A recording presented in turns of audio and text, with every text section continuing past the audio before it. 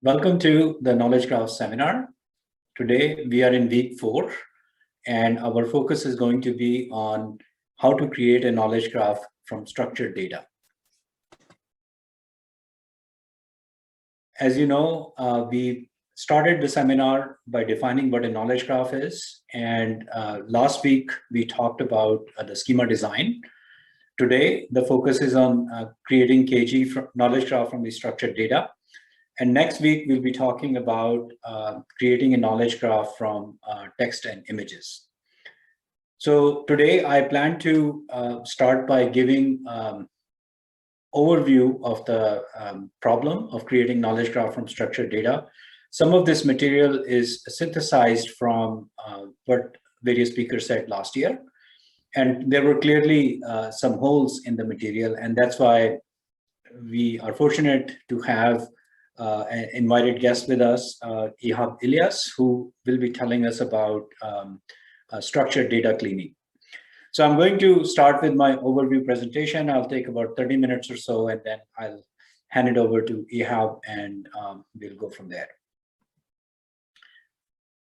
So within my segment, I will first motivate the problem of creating a knowledge graph from structured data. I will identify 2 high-level problems, schema mapping and record linkage, and then I'll summarize my portion. So large organizations today, they have a lot of internal data.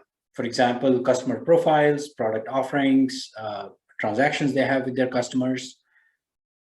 And there's also a lot of data that exists about their customers out in the real world, which the organizations themselves don't have access to. Such data may appear in news reports. There may be curated structured data feeds which capture information about funding decisions or supply chain relationships, etc. Here's a concrete instance of that problem, which is sometimes also referred to as creating a 360-degree view of customer. That is, create a complete picture about a customer by combining what's known about the customer in the outside world with what is known about that customer internally within the company. With such a 360-degree view of a customer, a organization, which happens to be in this case a financial institution, could use the information in this sample use case. So ACMA is a company which files for bankruptcy. This information appears in financial news. And as a result, people who were supplying products and services to ACMA, they suddenly will lose a customer. And that is going to cause financial distress for them. And this financial stress can recursively propagate in the supply chain. This can be a very crucial information, which the financial institution may want to tell its credit officers or folks who are involved in doing risk analysis. But to do this kind of thing efficiently, they really have to be able to integrate the news information with this data set, such as FactSet, which has curated data about supply chains, with what the company knows internally. Now, you may say that while financial news is not really structured data, it's just plain text. And you would be right, except that there are vendors out there who systematically would process such financial news, and they would create a structured data feed that they would sell to financial institutions. So for the purpose of this lecture, we are going to assume that all the input that we are getting is in some structured form. We will, of course, deal with the unstructured information next week, okay? So within the context of combining information from these multiple sources and creating something like a 360-degree view of a customer, we have to solve at least 2 problems, schema mapping and record linkage. By schema mapping, what we mean is we are getting this external information about a company or a customer. We also have some information about that customer internally inside our system. And if you're going to combine the 2 into a knowledge graph, we have to figure out, how this external information relates to our internal information. And we refer to that as a schema mapping problem. We will talk about that in a little bit more detail. And once we've have a unified schema or some way of relating external schema to the internal schema, we will import the data.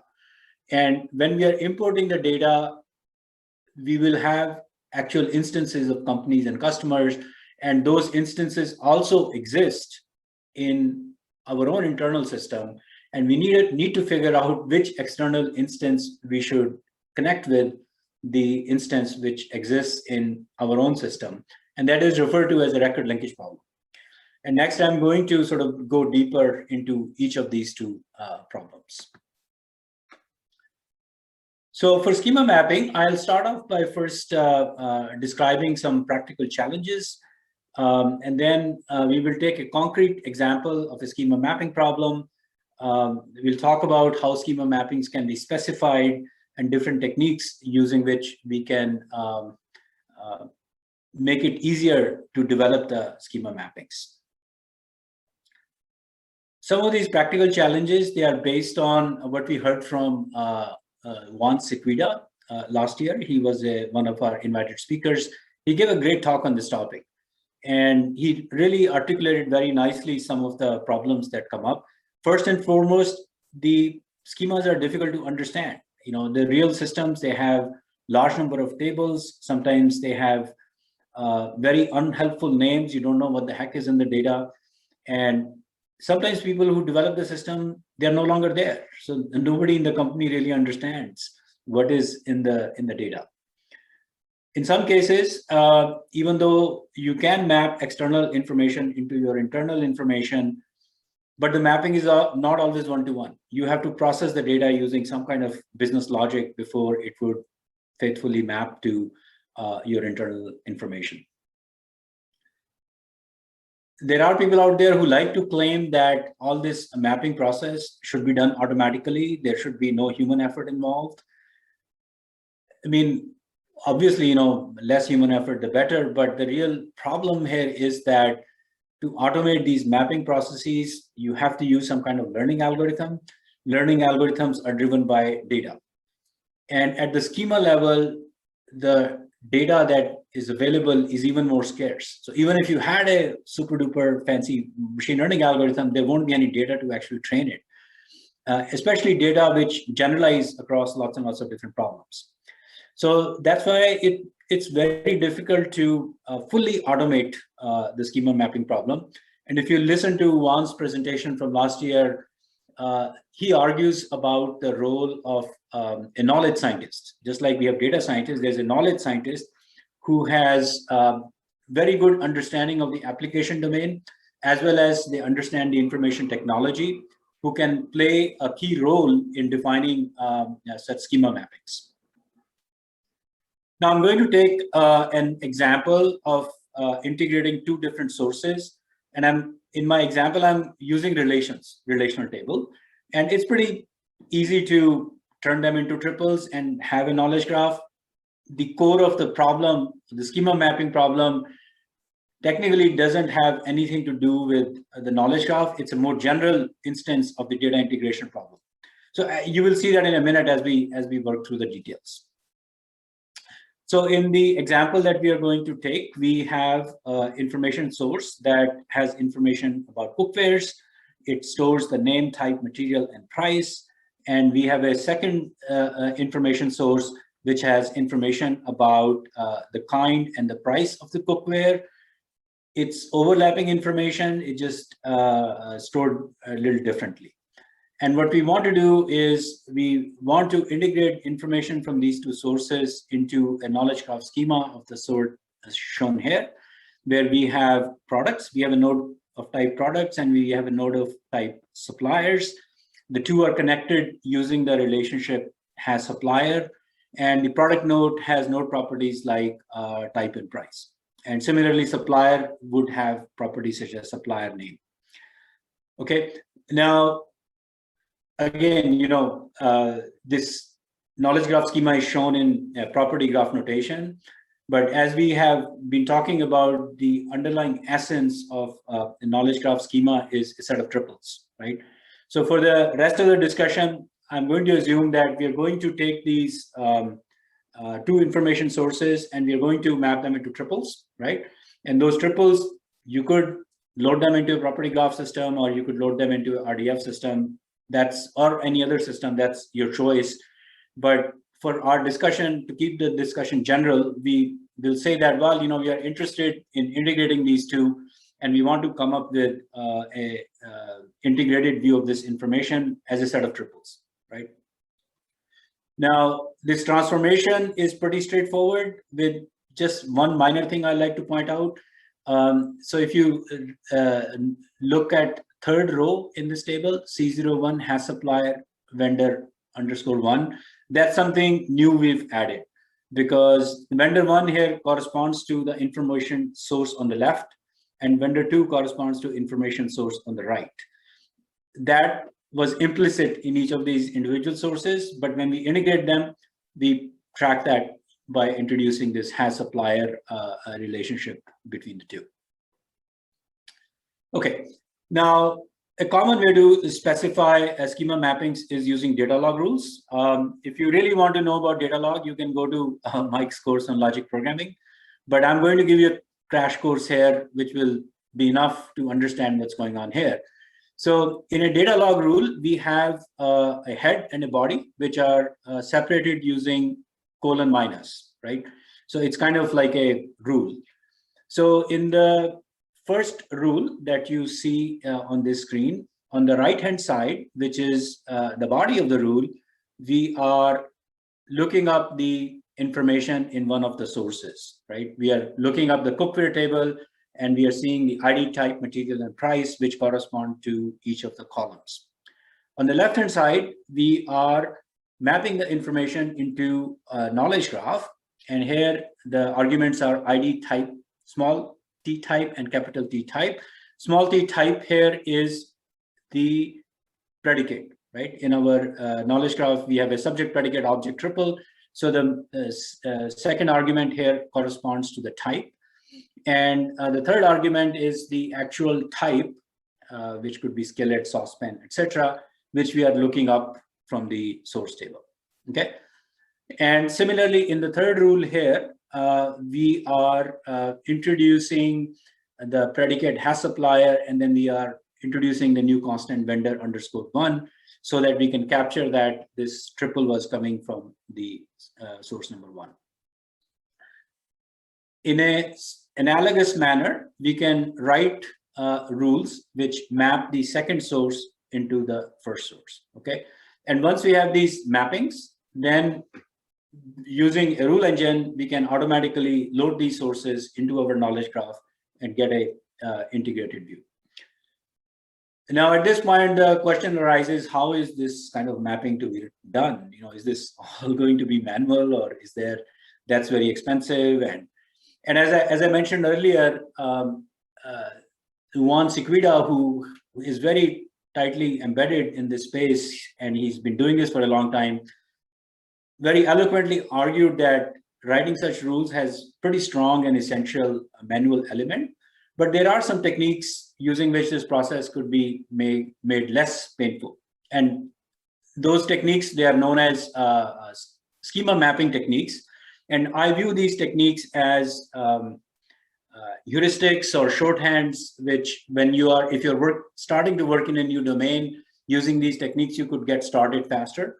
But ultimately, you need some human to validate whether the mappings that are being suggested by these techniques are actually accurate mappings. And I'll try to give you a flavor of each of these classes of methods: the linguistic mapping methods, mapping based on instances, and mapping based on constraints. So within linguistic mapping, first and foremost is to leverage the name to see if you have two sources and their names align, right? And ideally, the best solution is if the two sources were using IRIs, right? If the two sources are smart enough to use IRIs as advocated by the resource description framework data model, or they're using same as links, our life is easy, right? But most sources, they don't do that, right? And then you have to use these linguistic techniques. And to the extent we can do any kind of matching on the names, that's sort of the first thing one would try. The second thing we would try would be techniques like stemming, synonyms, and hypernyms. So for example, in one source, we have a predicate name CNAME, and in the other one, we have predicate name customer name. And through stemming, we may guess that, well, customer name might be same thing as CNAME. We could use synonyms. In one source, we have a predicate or a class name or product name or a category name vehicle. In the other one, we have automobile. And since they kind of happen to be synonyms, we could guess that, well, they probably might be referring to the same kind of object. Or we could use hypernyms, as in the case of a book and publication. We can get a little bit more fancy by using common substrings. For example, in one source, we have a predicate name amount received. In the other one, we have amount receivable. I mean, semantically, we know they are not the same, but they share a large substring between the two, and we could hypothesize that they might be referring to something very similar or close to each other. And then we can sometimes also use how the predicates are pronounced, like bell versus ballet. Finally, the fanciest of the linguistic mapping technique would be to try to do some kind of similarity matching on the documentation strings. So these predicate names may have some documentation. From there, we can extract keywords, and then we can try to do some kind of semantic similarities between the keywords that we extract from the documentation strings. Now, we can also take advantage of the shape of the data, right? We may not be able to figure anything out by looking at the names, the attribute names or the predicate names. But for example, in two sources, by looking at the data, we may realize that, oh, they satisfy the condition of being zip codes, right? And if the data in two columns or two particular predicates, the values satisfy the properties of being a zip code, we could guess that, well, these probably should map to each other. And there are other examples of things we can do, like phone numbers, etc. Okay. Finally, this is one of the fancier mapping techniques, and this is to take advantage of constraints. So for example, we may have sources in which we can't figure out what these predicates are referring to, but we may notice that the values are always between 100 and 200, right? They satisfy identical constraint, right? And as we observe that the constraints are identical, we could use that as a signal to at least propose to a human that, well, these predicates might actually be referring to the same thing and they should be mapped to each other. And I like to say that I cannot emphasize enough that these bootstrapping techniques are inexact, because essentially they are guesses. You're guessing what things might mean. And they eventually need human verification, depending on the need for accuracy in a application. The level of human verification you may put them through varies, right? In some cases, you may be happy with 70% accuracy or 80% accuracy, in which you don't have to verify everything. But if accuracy is really desired, then they have to be examined by a human. They can save some effort in many cases. They at least give you some suggestions that a human can look at and maybe refine further. And overall, they lead to a better story, right? If you pitch your project or idea saying that, oh, we are going to develop these mappings entirely manually, you get criticized as being not very practical or not very scalable. But as long as you have some kind of automation in the process, it makes the story much better, right? All right, so that's all I wanted to say on schema mapping. I'm now going to move on to record linkage.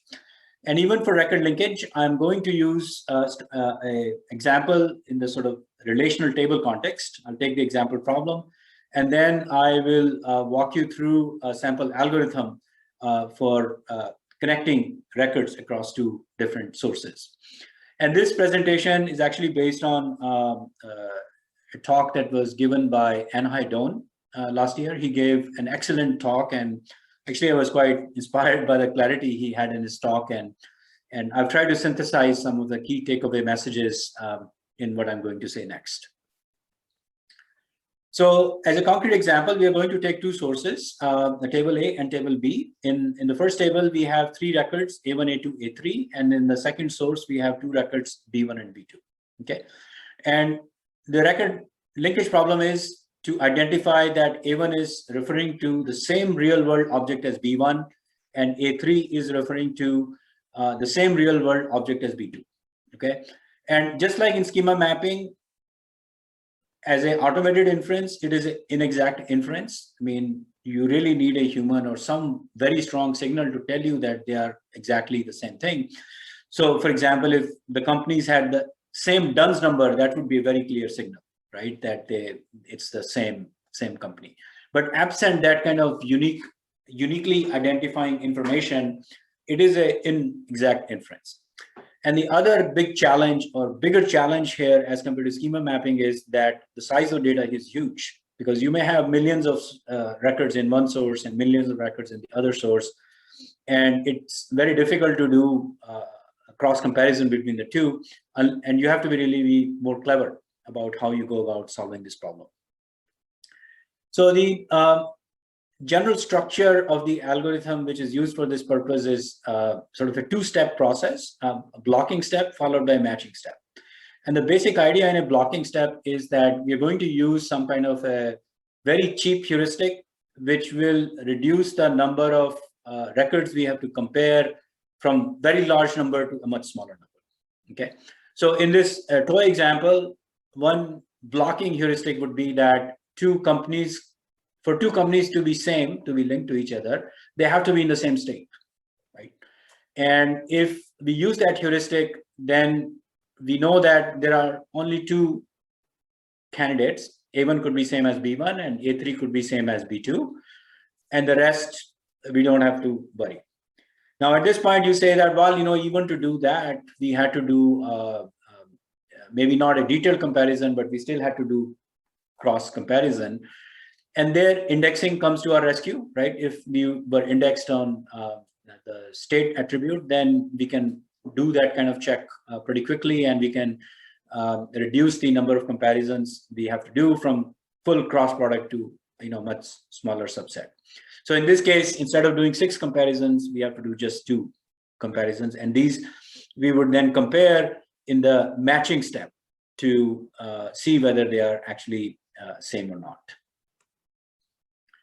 So the structure of the algorithm in both blocking and matching step is actually the same. The main difference is that the methods you use for checking doing the comparison, they are less expensive in the blocking stage and they're more expensive in the matching stage. And we express these blocking and matching rules as a random forest. We use an active learning technique to build this random forest. And then we use indexing to efficiently apply these rules to actually perform the linkage task. So random forest is essentially a fancy name for a set of rules. And we'll take a look at an example of random forest. And each rule is constructed out of a set of inexpensive similarity metrics. And these similarity metrics are, again, approximate heuristics. And these are things like edit distance, overlap similarity, cosine similarity. And these are the things people have been using for a long time in information retrieval. And we use some combination of these to construct our matching rules. So here's an example of a random forest. These rules I'm displaying using a tree structure, but it can be read very easily. And I'm going to read the leftmost path in this tree. And what this is saying is that if the edit distance between two things we are comparing is less than 3, and overlap similarity is greater than 0.8, then we can link the two, or they probably match. And that is essentially our R2 here, okay? And we can use a similar method to read other paths in this random forest, and we can arrive at R2 and R3, okay? All right, now you'd say, okay, where do we get these similarity functions, or how we choose the similarity functions? And the basic thought is, well, for particular data types, there are well-known similarity functions. So for numbers, we can use exact match, absolute difference. For strings, we can use edit distance, cosine similarity. And one crude approximation is to use a whole bunch of them, right? Why pick one of them? And because during the learning process, we will figure out which one is going to work better. We just start with a whole bunch of these different similarity metrics depending on the type, whether it's a string or a number. And then learning process will help us figure out which one to keep and which one to discard. And the way the learning process works is we start off by randomly selecting pairs from the two data sets and a small number, and we ask the user to initially label them. And then we'll apply the similarity functions to obtain features corresponding to them. Then we learn a random forest, and then we will apply that random forest to on unseen examples to see how well it works. And depending on how well it works, we will ask the user to provide us additional training data, and we'll iterate. Okay, the process will iterate until we get a set of rules that give us reasonably good performance on unseen examples. And just to give you a flavor for how this works, I'm just going to step through a couple of steps of this process. We have two sources. One source has 3 records or three things we want to compare, A, B, C, and in the second source we have two things, D and E. Okay, and in the first iteration we pick 2 examples, 2 pairs, A and D and C and D. Okay, and the users labels them by saying that A and D should be linked to each other and C and D should not be. And corresponding to these two, we apply a whole bunch of similarity functions, and we compute a feature vector. Okay, and then using those feature vector, we would induce a set of rules. We call that random forest F1, and then we apply it on unseen examples. And in this case, we apply it on A and E, B and D, and B and E. And our rules predict that A and E should be linked and B and E should be linked, and the user agrees that, yeah, that is correct. And the B and D should not be linked, and the algorithm predicts that they should not be linked, but the user says, no, they should be linked. So we ask the user to provide us the correct label, and then that becomes as our input data for the next iteration. And we keep repeating this process until we get a reasonably good prediction. And I think the key thing here is that once we get a stable set of rules or a stable random forest, we present that to the user for verification. And even at that stage, the user has the option or choice whether they're going to retain all these rules or whether some of the rules don't make sense. The ultimate verification is done by the user. Now, once we have these rules, then the question is, how can we actually efficiently apply these rules, because we still have, maybe millions of records on one side and millions of records on the other side, and we can't simply do a cross product type application, even after we've filtered them out through blocking. So there again, there are techniques which make clever use of indexing. So let's say in our rules, one of the predicates or heuristics was that we have to check Jacquard similarity between a movie's Sound of Music, right? And the similarity needs to be greater than 0.7. That's what our rule says. Now, given that, and given the calculation for Jacquard similarity, we can figure out that it's going to match only those movies which may have length between 2 and 4. If a movie is only one word, it won't match. The Jacquard similarity will be less than 0.7. And if it's more than 4 words, then Jacquard similarity is going to be not more than 0.7. And if we have an index on the length of the movies, we can do this very fast. Okay, so and again, this has to be designed based on the application, based on the structure of the rules, and what kind of things we are trying to link with each other. But this indexing step is essential for us to be able to do this in a scalable manner on a huge data set. As I noted earlier, the structure of the algorithm is the same in blocking versus matching. The only difference is that the matching rules are exact. They're more expensive. And in some cases, the matching rule might be a human looking at whether two things match or not. But the strategy is again the same. You start with some number of heuristics. You try to learn a random forest using a small number of examples. You iterate until you get a set of rules that a human is happy about. Okay, so with that, I am at the end of my overview portion. So just to summarize, creating the knowledge graph from structured data sources, it's fundamentally a data integration problem.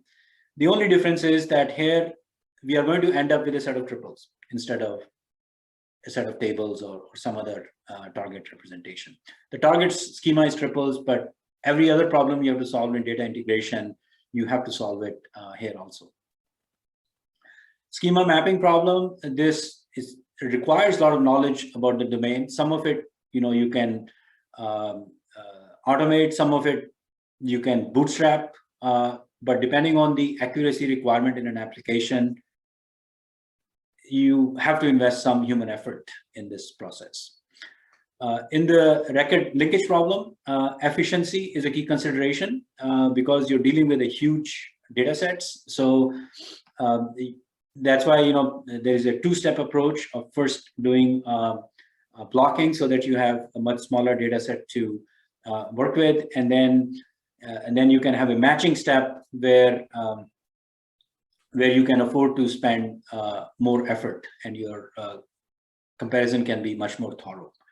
But the structure of the technique is to just leverage random forest and active learning to iteratively learn those set of rules based on labels supplied by the user.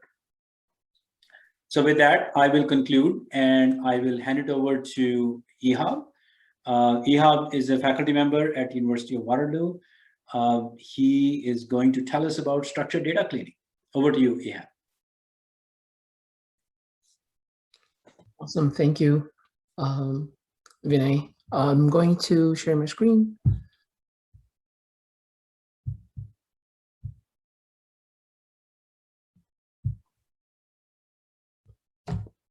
Great, thank you for having me. This is a great intro by Vinay because I'm gonna be talking about a continuation of the type of problems that Vinay just was talking about, and we see it over and over, not only in database papers and machine learning papers in academia, but it is the bread and butter of all data integration pipelines and data integration work in industry as well. But I'm going to tell you today about a different but highly related problem, and we're going to relate it to the type of structured data integration that Vinay was talking about, and knowledge graph construction, which is kind of the main theme of this course. So I don't have to motivate for this group how important is data cleaning and data prep, including schema mapping and deduplication, but also general predictions and data imputation outlier detection. Because most of the time we do to prepping this data just to make it useful as an input, useful input for machine learning models and prediction models to get insights and decide if I'm going to invest in a different business unit, for example, or should I bid on a product or anything like that. And in that space, there's tons of billion-dollar, multiple tens of billions of dollars on startups doing exactly that. Some of these startups are solely focusing on a single problem like data deduplication, for example, while others are doing transformations. Many familiar names you'll see on this, like SAP and IBM, but also in the last 10 years or so, there's multiple companies coming from academia, like Trifacta, which is the Data Wrangler project, and Tamer, which I co-founded with Mike Stonebreaker and Andy Palmer, with my PhD students and Mike PhD students in Boston. And this is one of the companies that is building basically schema mapping data integration software. and still going as 100+ employees doing just that. The reason we are doing this is relying on machine learning models, robustness machine learning models, while works in general in high redundant data, like videos and images, or you have a chance there, it has a little chance of success in the sparsity of structured data, in which errors can be fatal and it can be very apparent, even if it's small in size, and it can destroy your analytical pipeline. So the question begs itself is why we did strides in building machine learning provisioning software like PyTorch and TensorFlow and Overton and Ludwig and other tooling that allow us to provision complex machine learning models in less than a day. Why we're not doing the same for data cleaning and data prep? Why machine learning and AI didn't push cleaning the data, preparing the data, to put it in a knowledge graph, or even to leave it in relational data is still behind. Why it's still very, very labor intensive and costly. So this is a toy example to kind of put things in perspective. We never have these type of problems in coming in piecemeal. You don't have a table or a bunch of input that only have duplicates or only need schema mapping. It's often the case that you have duplicates, value and syntactic errors. Like, for example, New York is misspelled here, so you will get all the analytics about New York wrong, and missing values, but also subtle integrity constraint violations. This is a functional dependency violation, for example, where we should have it as any two records who agree on zip code should be agreeing also on the city, and in this case, they don't. So either one, Los Angeles or San Francisco is wrong, or the zip code is wrong. We don't know, but the data cannot coexist together. And data prep or data cleaning is basically getting rid of this garbage and putting a good-looking table that have no mistakes, conforming with integrity constraints, and duplicates have been merged. So from Vinay, you get exposed to this record linkage pipeline. It's usually you get the data, you do pairs, you do feature extraction, and the orange piece is usually the active learning loop. The machine learning there is not that sophisticated as, just good traditional random forest or boosted trees would do a pretty good job. But the problem in there are in this kind of data integration problem is scale, because the n square usually blow in your face, and you need techniques like blocking and locality sensitive hashing and other things to be able to provision a working one. But beyond unification, I would like to convince you that there are two distinct classes in dealing with structured data, either in knowledge graphs or in just good old tables. A class of problems around data unification and integration that has schema mapping, deduplication, classification hierarchical. And the problems usually there are combinatorial problems in the size of the inputs, because you need to compare everything to everything else. And machine learning is not very demanding. Even if you have semi-structured data or text in there, new embedding models will allow you to kind of, in the representation layer, capture that unstructured data somehow. And then the task itself are two things are the same. But in general data cleaning, what I call here data cleaning, which is the second class, is basically just spotting errors and violations of the data. And more importantly, can you repair the data? And there, you don't have to compare everything to everything else. You just have to come up with a generative model or just any machine learning model to understand how the data was generated, how the errors were introduced, and what can you do about it. Here is an example of, and I give always in the industry, it's important to recognize that what we teach in database classes about nulls and three-valued logic, although very intriguing, doesn't really usually happen in industry and in real data, because there is no real nulls. It's always call John or varies or ... or a question mark. So it's a lot of kind of interesting types of errors that some of those are even legal values that can be put there, and you need to understand that it's not true.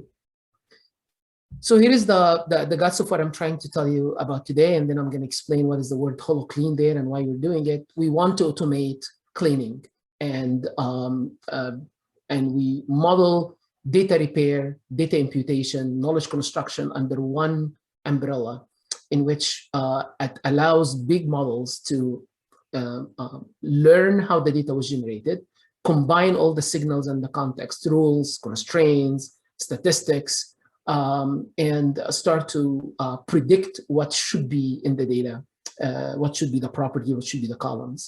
This will avoid this rule explosion business, because rule is an append-only system, and if you keep adding to this good old expert system of rules, you have contradicting rules, and the rule becomes harder to manage than the data. And what's more important, that if you manage to do this, you would be able to communicate something like a confidence or a probability of your kind of truth, if you like, if you can do that, as opposed to kind of more logical or deduction methods. But we need to solve a bunch of problems. First, we need to somehow encode data and background knowledge inside the models, because data is very sparse. And if you imagine, 300 different properties for every class is a knowledge graph, for example, that's your dimensionality. And that's a massively big empty space of observations. So you cannot really just rely on redundancy to learn anything. You need to inject some sort of graph structure or schema or an ontology or type and other domain knowledge to make sure that you can learn something. We also need to do this in the presence of dirty observations and sometimes no training data at all, which should push us to something like self-supervised or weakly supervised models. And finally, we need to solve the scaling problems, because we cannot come up with just a vanilla model that would require weeks to train and overfit on a data set, and then the data set changes much faster than that. So in HoloClean, we tried to do this problem. That's a project that we started 2017 with Chris Ray, who's actually in Stanford, and Theory Katsinas, who used to be a postdoc in Stanford, but then went to become a professor in Wisconsin. And the three of us, with a bunch of colleagues and collaborators and students, started to embark on building a model that can just learn how data is generated and start treating data cleaning, data prediction, and constructing new knowledge as one problem, which is predicting data using structural prediction. Here is an example why we can do this. And again, I'm using here tables just for simplicity. You can easily think about this as excerpts of a knowledge graph, or it's just going to be a little bit more sparse, but there are ways around it.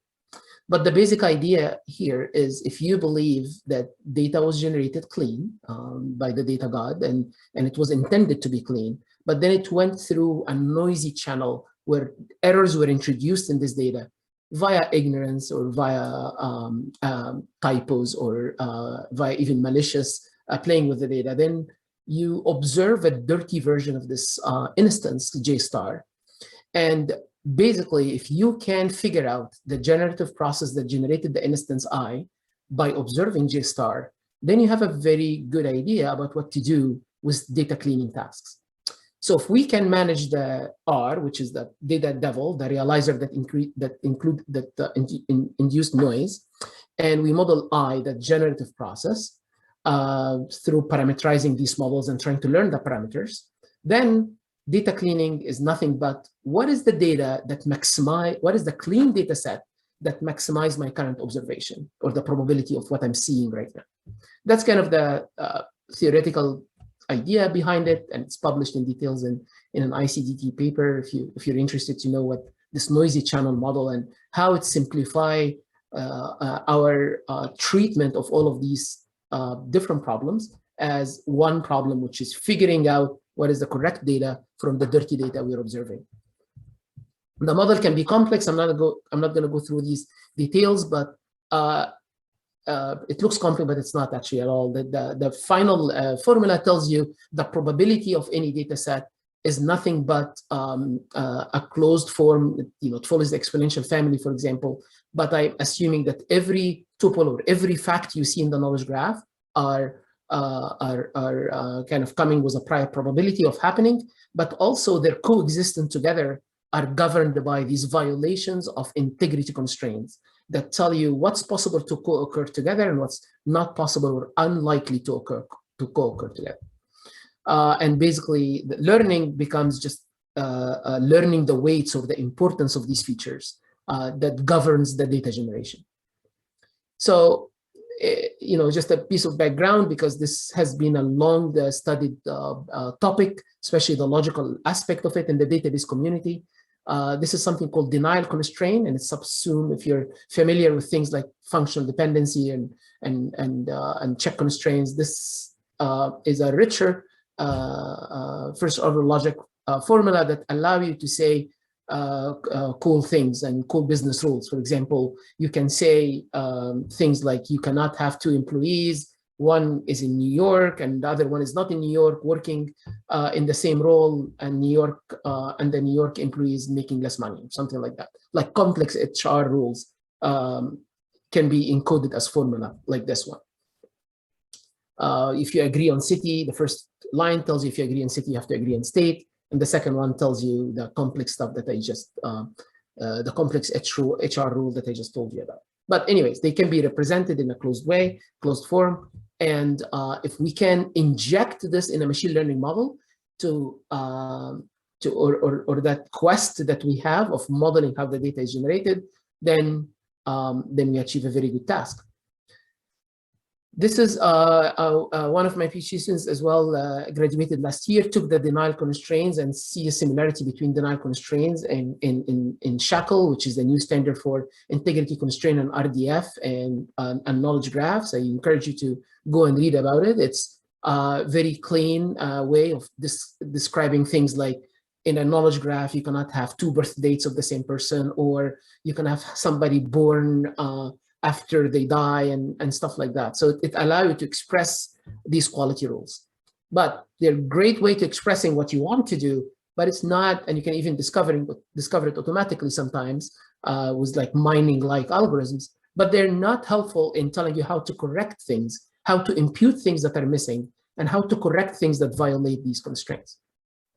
So in the HoloClean paper, we had a bunch of ideas of how to model this. One of those is to try to model how the data is generated under this by modeling the interactions between these data cells in a graphical model. So if we assume that every cell in the data, every property in a knowledge graph is a random variable, then what governs the possible values that this random variable can take from the domain is a bunch of factors that, for example, model that it should co-occur with other values, or it should not be violating an integrity constraint. So when I'm trying to figure out the city of somebody or the zip code of somebody, we want to make sure that if we try to predict these things, they do not introduce violations in the data.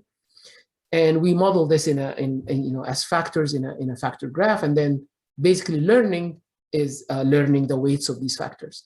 And once you know that kind of model that generates the data, then running inference is basically asking, what is the most possible value for this zip code? And I just want you, even if you didn't get what I just did here, imagine that I built a machine in which you can ask this machine a specific questions about every cell or every property in your knowledge graph. What is the most probable address for that person? What is the most probable salary for that person?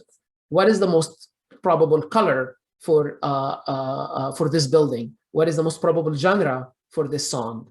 And if you can do this, you can use this machine to either repair the errors you see or construct new knowledge that are missing by encoding the context, your neighboring nodes, and in the relational case, your other rows and your other columns in the same table.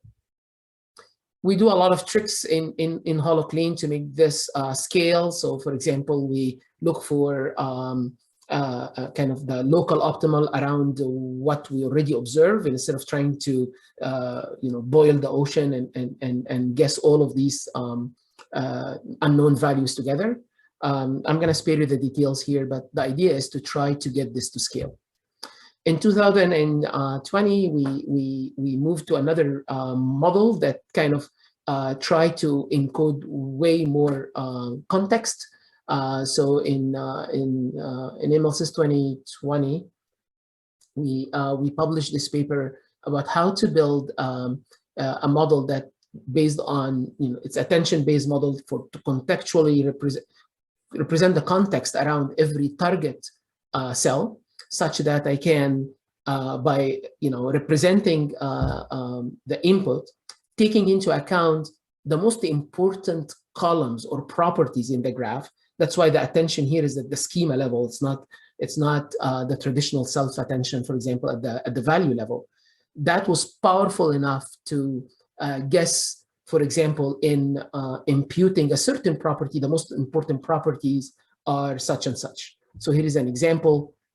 If we want to use this attention-based mechanism to impute a specific value, then we start, I mean, you don't need actually to do the profiler, but you can do cool things like profiling the data to understand how each column what is the prediction power of every column to any other columns. But let me give you another example that is directly applied.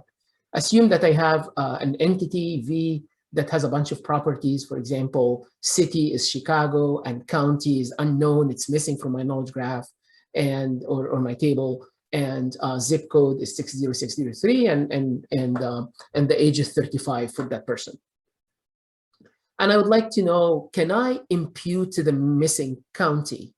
And the idea here is, if I have a representation for each of those values in my row that I know, so I have a representation and some embedding that will allow me to represent the city, to represent the zip code, to represent the age. And then I learned an attention mechanism at the schema level that tell me how important is county in predicting city. So for example, if you take the first row on the table on the right, you will know to predict city, county is very important, zip is very important, age is not that important, which makes sense.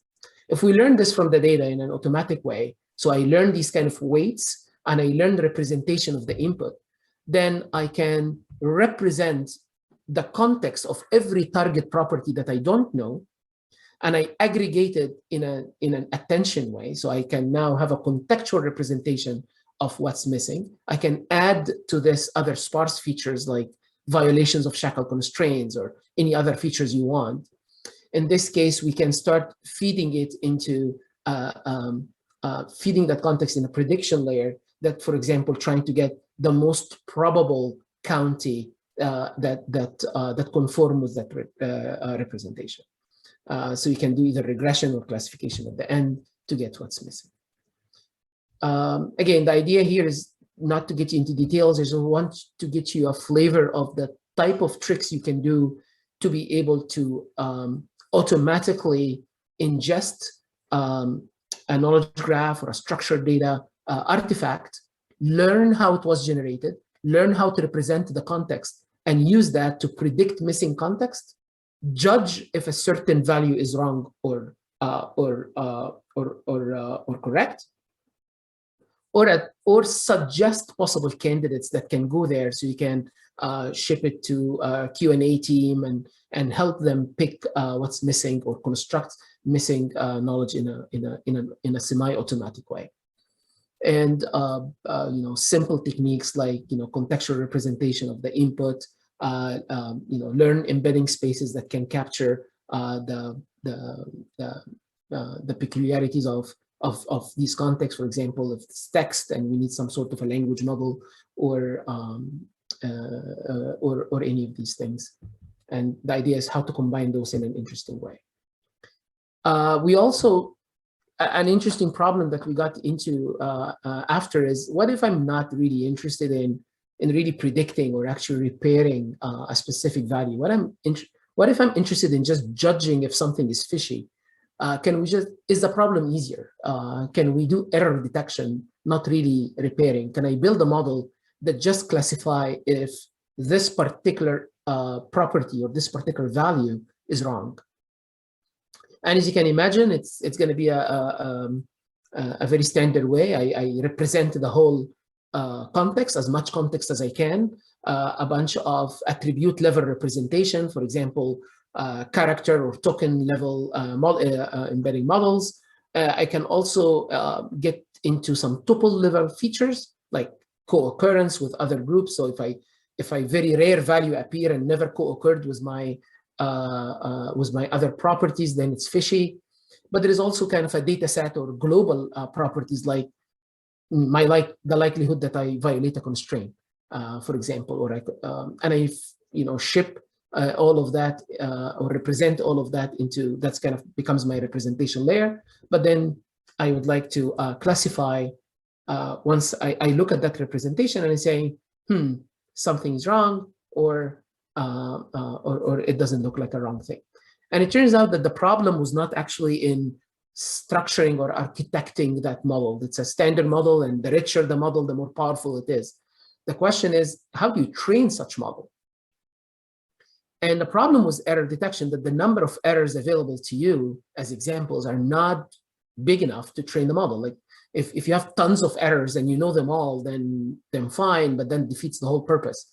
The whole idea is I have a knowledge graph or a data set in which I have very few examples of errors that I usually catch over time, and they're never enough to train such a model. So we got into this idea of, can we use data augmentation to manufacture fake errors that looks like the very few examples that we see, and we use these manufactured errors to train a powerful model of telling us what's wrong and what's correct. And we showed that this idea works and capable of training powerful models to capture certain types of errors. The only problem with this is that you are at the mercy of that augmentation engine. So for example, this is an example policy that will take a correct data set and keep messing with it in a different way, like add characters or remove characters. And then you generate a lot of examples of errors and you train the model. And that will generalize more than just writing a rule of just typos or something like that. But it doesn't, for example, capture errors that has to do with swapping values or other type of weird errors that not necessarily messing up with the characters. So that give us some doubts if it's applicable entirely in reality. However, the previous model that I just showed you here, this attention mechanism models and HoloClean, we created a commercial value of it, and we put it in a startup called Inductive last year that got acquired by Apple, and now it had a lot more traction in real data sets, because it goes directly and try to build a model that describe how the data was, as I said, generated, and we use that to predict the model directly. Like the pipeline that I talked about earlier and the type of things that Vinay was telling you about, also like schema integration and deduplication, there are pipelines and other pipelines that are geared for error detection, generated trustworthy data or data augmentation. This is an example. It's not the latest thing, or by no means a standard way of doing things. I'm just telling you that it still fits in this data ops mentality where you're building boxes that takes data artifact, operate a little bit on it, try to understand a little bit more, generate another data artifacts, you ship it to the next box, and so on. Some of these boxes are detection models. Some of these boxes are training a model. Some of these boxes are running inference. And the idea is to come up with repairs and suggestions at the end. I'm gonna leave you with two kind of use cases that goes beyond cleaning, just to convince you that cleaning, imputation, outlier detection, data repair, construction, they're kind of a highly related problems that can be probably served by the same powerful prediction model. And in this particular case, we engaged with a company that does market research, and they were not really interested in cleaning as much as construction, predicting a specific SKU of every product they have, for example. So and we achieved ridiculous confidence accuracy, not because that we did something earth-shattering. It's just the data was so redundant and the model picked up these patterns very quickly, such that you just have to model the context, and then the model can immediately tell you the SKU of that particular drug, and that helped them fill tons of missing data in the report that otherwise would cost them 6 months to impute it by graders. An interesting way of using prediction, if you don't want to do error detection directly, is to also run prediction on everything, if you like use everything you know to predict a particular target cell. And if your prediction is different from what this cell has, then it's one point of saying that this data doesn't look like it's coming from that distribution. And we use that with an insurance company, and the model picked some subtle errors where some addresses were misclassified in a neighboring zip code.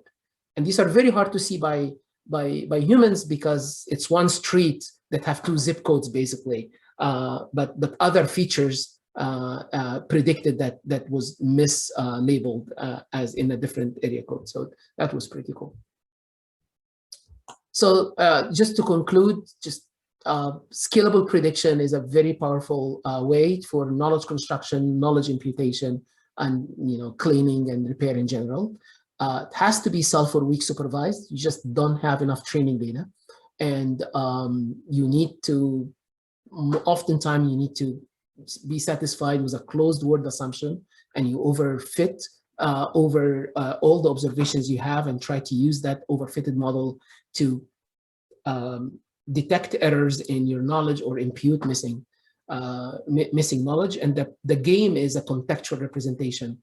How careful are you in representing a rich context that can predict what's missing? And it has direct applications in many things related to integration, cleaning, and knowledge construction.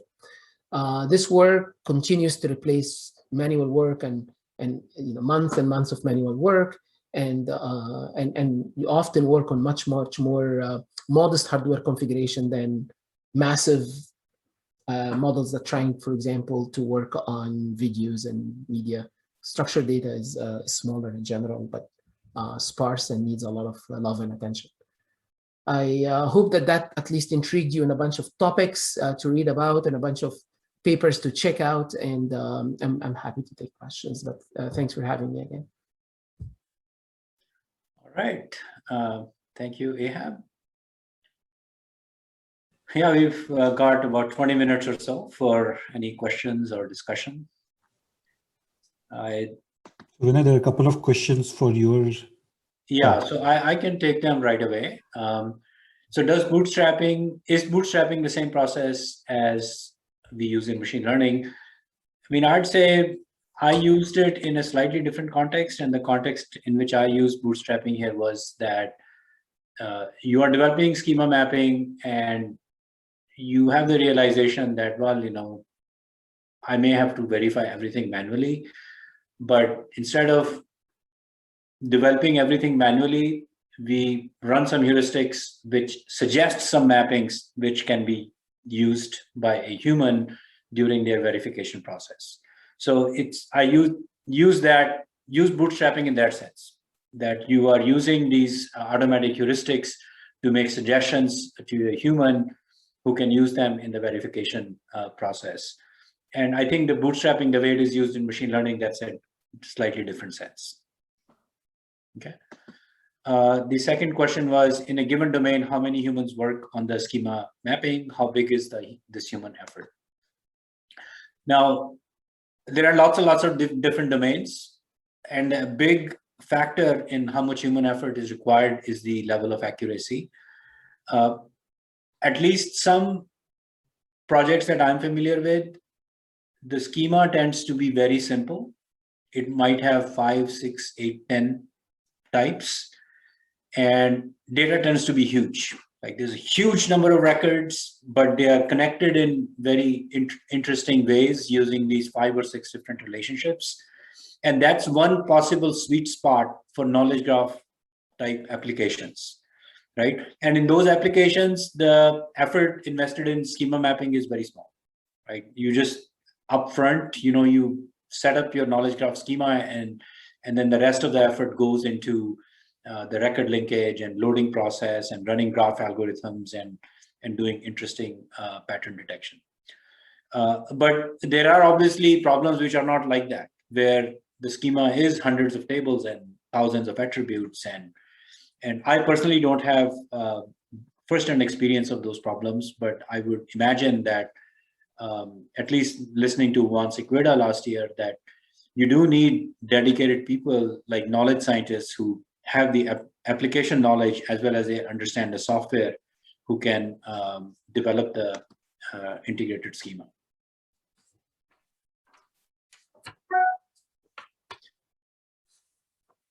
Okay, so then there's a question, is not having a labeled data key challenge to create knowledge graph in different domains?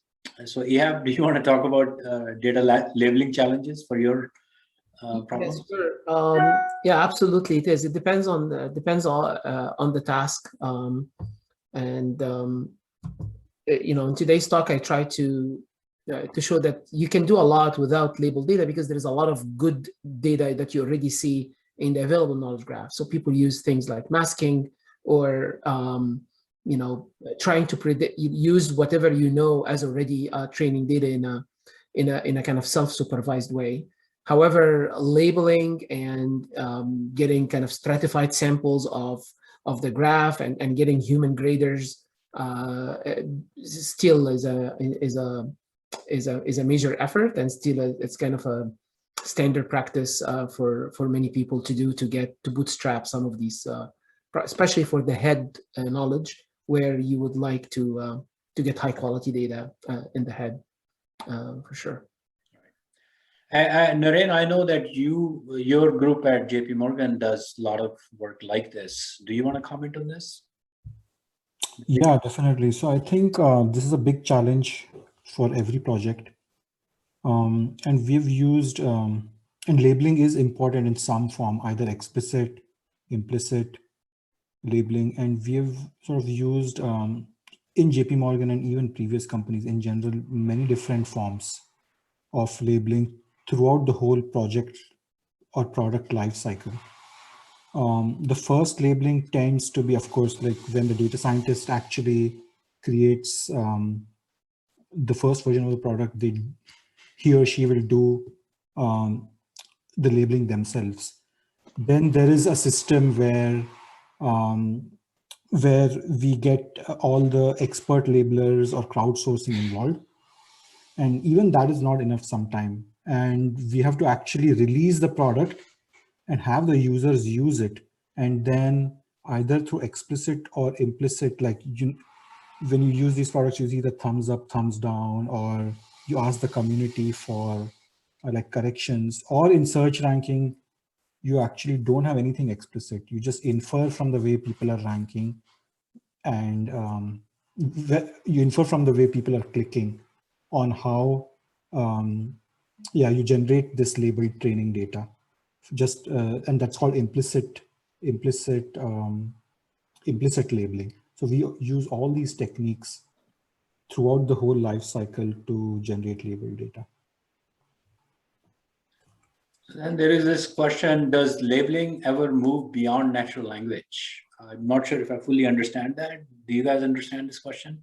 I think if the question means something like, is it labeling always kind of tagging a natural language question, or does it move beyond NER kind of methods or things like that? The language used in software.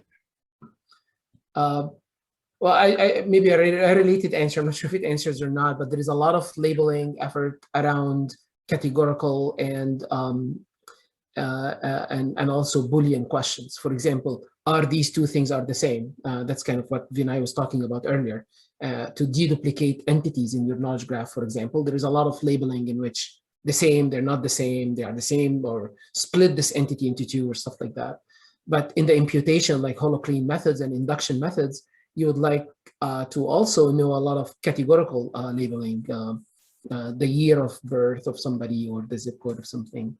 But the interaction with the user is oftentimes natural language questions, because otherwise you wouldn't get, at least in the explicit labeling. In weak supervision, in which you write rules, oftentimes you can also verify these rules by the user, but that's also natural language.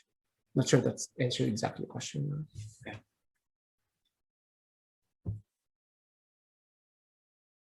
So I have a question for you. You have about your startup. I'm just curious to know how big it got. Was it Waterloo based? Was it Silicon Valley based? Inductive was Waterloo based. It's mainly Theo and I, and I would like to say 2 PhD students because one of them didn't finish because of this, and 2 master students, and so it was quite small. It was like 6-7 people company, and Chris was involved as well. And then the good news is it just got a lot of traction very quickly, and I think HoloClean has been adopted by a bunch of people, so we started getting attention, and but then we get picked up by Apple. Sure. Yeah. So I have a question there. Yeah, go ahead.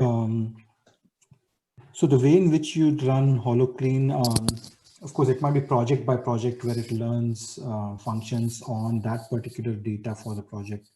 In a company like ours, like JP Morgan, we have a lot of related projects that use similar column names, similar data distributions, values. Is there like a mode where HoloLens keeps learning from project A, and then when you start project B, it has some accumulated knowledge and can share? Sure. I mean, we get this question a lot, actually, and the short answer is some sort of distant learning or kind of fine-tuning a model on a different data set. You think about it, you start by initial model instead of a bunch of random weights, for example, and then you kind of start fine-tuning this model with the highly related project. That's the simple answer. It depends how much we depended on, like, for example, if there is an embedding model and all the values appeared already and we don't have out of vocabulary and things like that, then it's a lot easier than, it looks very related, but it's a very different vocabulary and very different values. And in this case, we just often retrain and do it. But it's what people found very usable across is the insights on the ontology, is the insights on the data, like how important specific columns or properties in predicting a certain property. And if the distribution doesn't change, this is very transferable knowledge from one project to the other. And many people used that. And I see a question here, I think related, which is kind of the explainability of that output, which, for example, one of the customers were a bank, and they said, of course, we're not going to put a machine that impute values in a bank and then we ship it to people. That's not going to happen. But they used it differently. They used it as explanation why a certain property is wrong, and they used different types of explanation level. The attention weights of the schema, for example, was a good explanation to them. This is wrong because in imputing this particular property or column, the highest weight came from this other column, and this column said something else. And they the QA people reversed that, although it's not very well-written rule, but it helped them diagnose and it helped them explain why the imputation happened. Because this property depends on this other property, and because of the value in what I'm observing, I'm predicting this. And that was good enough for some of them. And a better use case was, I'm not going to trust what you're going to say right away, but I'm going to take it as a suggestion. So whenever HoloClean said, we're not sure what it is, or there's a big kind of entropy in the possible candidates of the prediction, they use that as a way to, red cases and orange cases in which they need to focus on, while the green cases are when the model is really sure and it tells you there is enough redundancy, they can deparameterize the inspection. So they used it to kind of manage their QA time, human QA time, and expert time. Not sure that answers. So I think the other thing that has always bothered me is that for these large-scale data cleaning problems, at the end of the day, you do need to know ground truth, or people don't care about ground truth. They just calculate emergent metrics from the clean data and assume that it's cleaner than what they started from. It's an interesting question. So in large scale data sets, many people come up with this gold set, right? Like you go ask a few humans, you create a small golden set, and this is mainly for either training a model or verifying if what you're doing is correct or not. But the concept of a ground truth with respect to the whole data set is slightly hard to operate on. I have terabyte of data. I know that most of it is good, but I'm not sure how much. Like it's not full of garbage. How much of that can you recover? And as long as so I mean, it seems that your data cleaning. So let's say you came up with a new data cleaning algorithm. It will be purchased or not purchased based on how well it does on the gold set.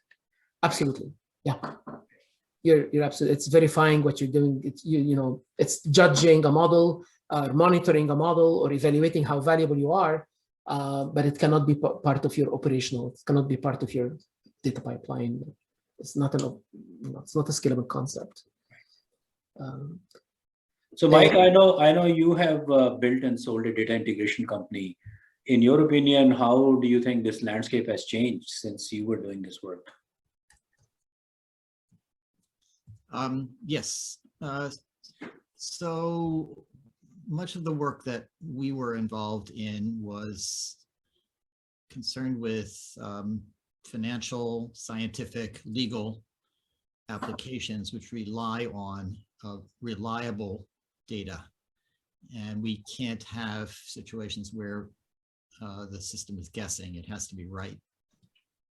So that placed an incentive to make sure that the mappings, such as they were, that the data was clean and the mappings between schemas and so forth were guaranteed reliable and so forth.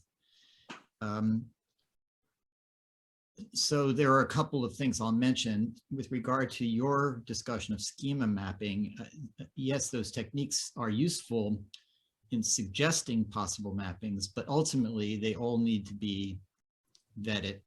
And the downside of some of the techniques you were talking about is they're far too weak to represent some of the mappings that are necessary. Many times you need a join rather than just mappings object to object or relation to relation or something, and that needs some complicated joins of various different sorts or unions. And so those techniques, while useful in suggesting some cases, would not be adequate. And what disturbed me a little bit, I think, about your presentation, Vinay, was that there's decades of work on data integration that has been done in the database community, ETL systems, extract, transform, and load systems. And of course, I did some work in this area as well to figure out how to do data transformation that saves losing data, prevents losing data. But that does require a lot more manual labor. What I think was interesting about what you were talking about is that it's often useful to have the system suggest some things, but somebody still has to look at them if you care about reliable answers.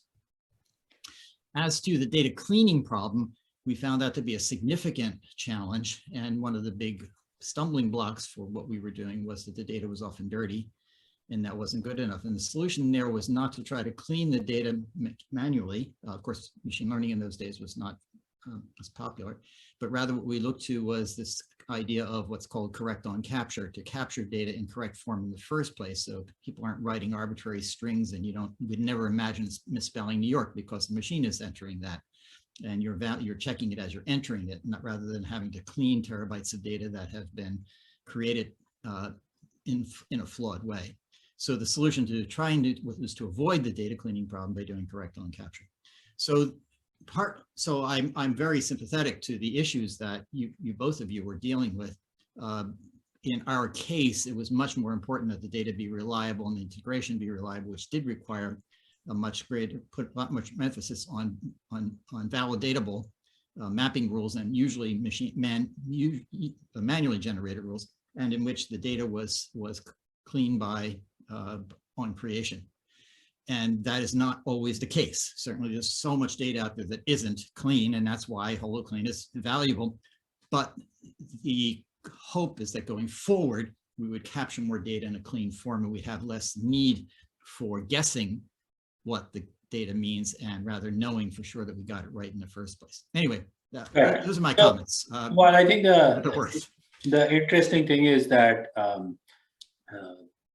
there are domains and applications for which people seem to be okay with guessing, and Absolutely. yeah, and they seem to be okay with doing the verification on this gold data set, right? And I'm also aware of domains where guessing is okay, but they would still put everything through 100% human verification, right? It depends on the problem and the context in which you're trying to use these techniques. Absolutely the case, and both of those are correct. But I guess the point I was trying to make was, I think we've shortchanged in this discussion. We've shortchanged the large literature on well-validated data integration techniques in favor of kind of what is the more popular stuff today, which is guessing what the data integration, what the schema mapping rules are, which is very important, and I love it, and I think it's cool, and new stuff is happening. But if we have students who are looking at this and they're not hearing about what is well known how to do, and realizing that we're just talking about advancing the state of the art, well, they got to know the state of the art too. And there is a state of the art out there beyond what we were just talking about today. Yeah, so I think just to sort of acknowledge that, there could be a full course on data integration, right? Absolutely. Right, and we are just doing one lecture, right? And the worry is the impression that we might be giving by not citing that other material. I think it's also we saw some of that in the cleaning, right. but still there's more, a lot more. There's a lot of literature there to be looked at. And it's funny that you said this, Michael.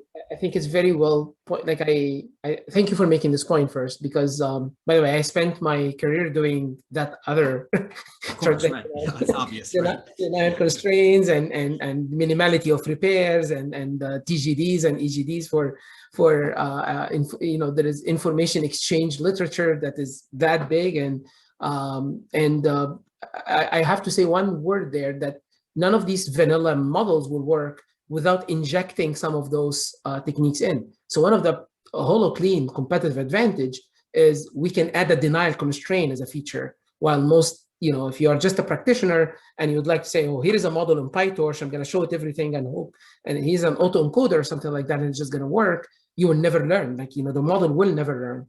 And there is a huge value in tapping into this principled way of doing things.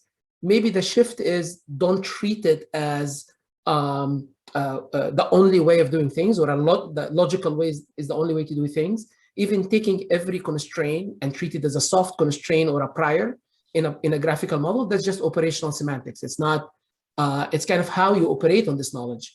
And that subtle difference is extremely important. And I think absolutely the case. I 100% agree with what you just said. It means, and from my point of view, a blend of these techniques is what we need right now. And when we talk about a research community, the kinds of things that you and Vinay were talking about, I think, are cutting edge and really cool and exciting.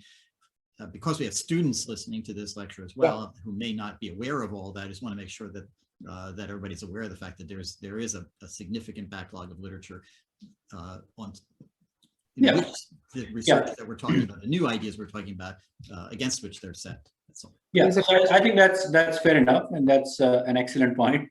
But we are at the end of the class time for today, so I'd like to conclude by just noting that we will continue on Thursday. And on Thursday, we have two excellent speakers, Lauren Orr and Mayank Kejriwal. They will both be talking about this record linkage problem in more detail. And I think Lauren's talk is to do this in a totally unsupervised manner. And Mayank will talk about the entity resolution problem. So we'll continue to build on the discussion we started today. So thank you all, and we will see you on Thursday. And Ihab, thank you so much for taking the time out. It was really fascinating to learn about the work you've done, especially the success you've had in building a company and making impact on the real world. So thank you all very much. Yes, we'll see you on Thursday. Thank you. Bye.